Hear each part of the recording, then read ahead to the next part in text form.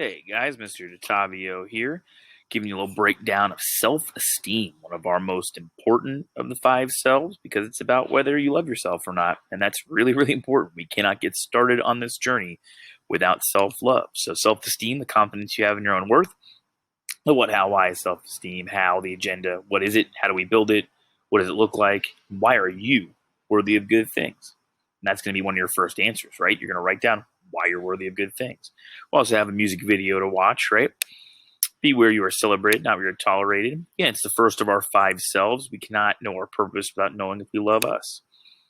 I would say on the 1080 school hallway, the lost, they're like self-worth. What? Like self-esteem, huh?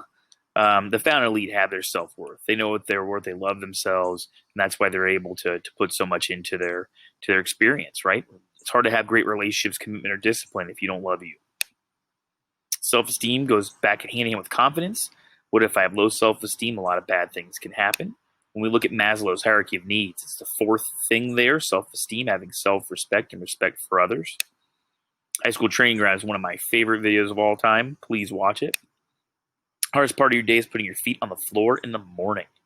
All right, think about that for a minute. One of my college professors, Dr. Ross, said that, and I've always remembered it. Index card, question number 3. So normally we'd have an index card. We'd flip back and forth. But on your Google form, you could put in question number 3, what's a positive word about yourself that somebody's told you that you think? Question 4 is what's a negative word about yourself that somebody has told you? All right, questions 5 and 6, write the name of someone positive in your life. Could be me, Grandpa, Aunt Judy, your baseball coach, your rabbi, whoever. And number 6 on the back, write a word about that person. Like, why are they a positive figure for you? Mine is my grandfather, and that he is understanding, right?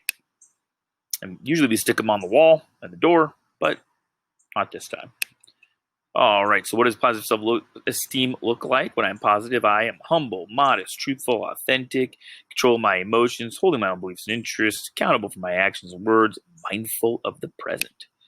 All right, improve your self-esteem. 8 different ways to do it. Write one down. Mindfulness, change the story. Don't compare. Change your inner rock star. Exercise, do service, forgiveness, and be gritty. How do we cope for self-esteem? Well, when we're feeling kind of low, what are some things we can do to kind of reassess and reevaluate? Give ourselves a minute. Take a pause, deep breaths, sip water, short walks, think positively. Talk about it with a trusted person. It's a great video on how to build your self-confidence. Peer card question. I thought High School Training Ground felt very real to me when I first saw it. It really affected me. How can all of these tough things that we deal with in our life affect our self-esteem? Whether it's, our home life, maybe it's not the best all the time, or maybe it's kids just being, rude at school or whatever, or all the stress involved, seeing protests and upcoming election videos and all that stuff. How does that affect you? And I want you to take this self-esteem quiz, right? It'll be in Google Classroom. It's also right here. And your score is question number 8. And then go ahead and update your year-long self-actualization plan. Right? I hope you guys have a great day. Love yourselves.